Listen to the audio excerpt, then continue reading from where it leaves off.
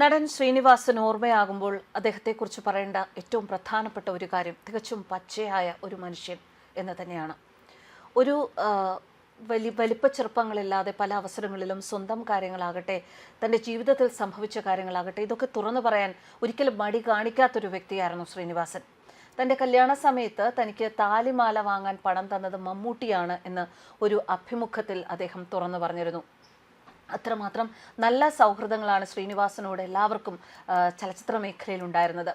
താലിമാല വാങ്ങിക്കൊണ്ട് വന്നപ്പോൾ പൈസ എവിടെ നിന്നാണ് എന്ന് ഭാര്യ ചോദിച്ചിരുന്നു.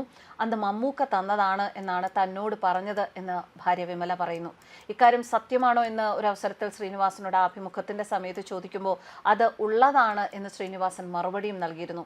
താലിമാല വാങ്ങാൻ പണം തന്നിട്ടും അന്ന് മമ്മൂക്കയോട് പറഞ്ഞത് വിവാഹത്തിന് വരരുത്, കാരണം അവിടെ ആള് കൂടിയാൽ ഒരുപാട് പേർ തന്നെ കാണും, കല്യാണം കലങ്ങും, അതുകൊണ്ടാണ് അദ്ദേഹത്തെ ക്ഷണിക്കാതിരുന്നത് എന്നാണ് ശ്രീനിവാസൻ പറയുന്നത്.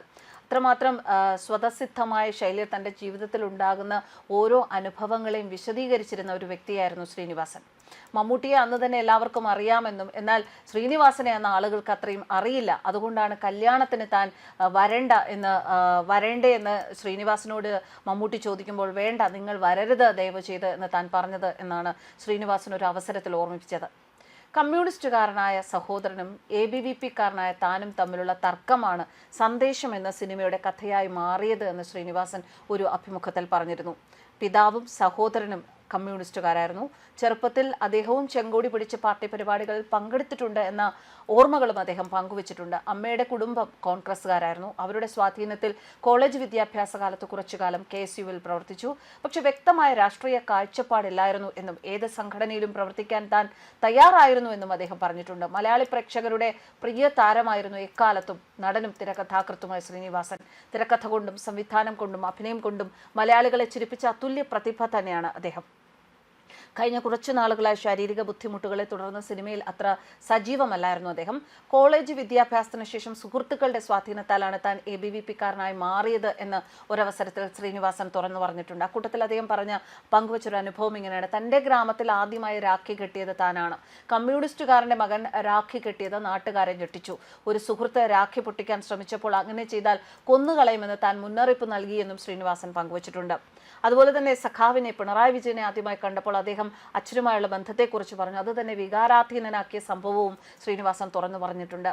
എന്നാൽ പിണറായിയുമായി നല്ല ബന്ധമായിരുന്നു, അധികാരം പക്ഷേ പലരെയും ദുഷിപ്പിക്കുമെന്ന് താൻ മനസ്സിലാക്കി എന്നാണ് ശ്രീനിവാസൻ പറഞ്ഞത്. അധികാരത്തിൽ എത്തുന്നവരെ എല്ലാ രാഷ്ട്രീയക്കാരും നല്ലവരാണ്, അവർ പാവപ്പെട്ടവരെ കുറിച്ച് മാത്രം സംസാരിക്കും, അധികാരം കിട്ടിയാൽ അത് മറക്കും.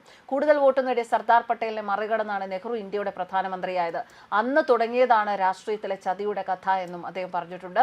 അച്യുതമേനോനും VS നല്ല നേതാക്കളായിരുന്നു. ഉമ്മൻചാണ്ടിയെ ഇപ്പോഴും ഇഷ്ടമാണ്. മോദിയെ വിലയിരുത്താൻ സമയമായിട്ടില്ല എന്നാണ് ഒരവസരത്തിൽ അദ്ദേഹം പറഞ്ഞത്. ഏതെങ്കിലും രാഷ്ട്രീയ പാർട്ടി അദാനിയെ എതിർക്കുന്നുണ്ടോ? അദാനിയുടെ പണം വാങ്ങാത്ത ഏത് പാർട്ടിയാണ് ഉള്ളത് എന്നും ശ്രീനിവാസൻ ചോദിച്ചിട്ടുണ്ട്. പക്ഷെ മോഹൻലാലുമായി തനിക്ക് നല്ല ബന്ധമല്ല ഉണ്ടായിരുന്നത് എന്ന് അവസാന കാലത്ത് അദ്ദേഹം പറഞ്ഞിട്ടുണ്ട്. തങ്ങൾക്കിടയിൽ ഉണ്ടായ നിരവധി അഭിപ്രായ വ്യത്യാസങ്ങളെ കുറിച്ച് പറഞ്ഞിട്ടുണ്ട്. അദ്ദേഹം ഒരു കാപ്പട്ടിക്കാരനാണ് എന്ന് പച്ചയായി തുറന്നു പറഞ്ഞിരുന്നു. ഇതൊക്കെ താൻ മരിക്കുന്നതിന് മുൻപ് തുറന്നെഴുതുമെന്നും ശ്രീനിവാസൻ വ്യക്തമാക്കിയിരുന്നു. എന്നും മോഹൻലാൽ ശ്രീനിവാസൻ കോംബോ അത് തന്നെയാണ് മലയാളികൾക്ക് ഏറെ പ്രിയപ്പെട്ട. ദാസനും വിജയനും മലയാളികൾക്ക് മറക്കാനാകില്ല. നാടോടിക്കാറ്റ് ചിത്രത്തിലെ കരകാണ കടലലമേലെ എന്ന ഗാനത്തിന് ദാസനും വിജയനും ഈ അടുത്ത കാലത്ത് ചുവടുവെച്ചതും ഏറെ ശ്രദ്ധിക്കപ്പെട്ടിരുന്നു. എന്നാൽ ജീവിതത്തിൽ ഇതുവരെ നൃത്തം ചെയ്തിട്ടില്ലാത്ത തനിക്ക് കിട്ടിയ അടിയായിരുന്നു ആ ഗാനം എന്നാണ് ശ്രീനിവാസൻ ഒരു അഭിമുഖത്തിൽ പറഞ്ഞത്. ചില സിനിമകൾ കാലത്തിനപ്പുറവും സഞ്ചരിക്കും. അത്തരത്തിൽ എന്നും പ്രേക്ഷകരുടെ മനസ്സിൽ തങ്ങി നിൽക്കുന്ന ചിത്രമാണ് ശ്രീനിവാസന്റെ തിരക്കഥയിൽ സത്യൻ അന്തിക്കാട് സംവിധാനം ചെയ്ത ചിത്രമായ നാടോടിക്കാറ്റ്. ശ്രീനിവാസൻ ഓർമ്മയാകുമ്പോഴും മലയാളിക്ക് ഒരിക്കലും മറക്കാൻ സാധിക്കാത്തതും ആ ചിത്രവും അതിലെ ഡയലോഗുകളും അതിലെ രംഗങ്ങളും തന്നെയാണ്. ശ്രീനിവാസന് ആദരാഞ്ജലികൾ. ന്യൂസ് ഡെസ്ക് കർമ്മ ന്യൂസ്.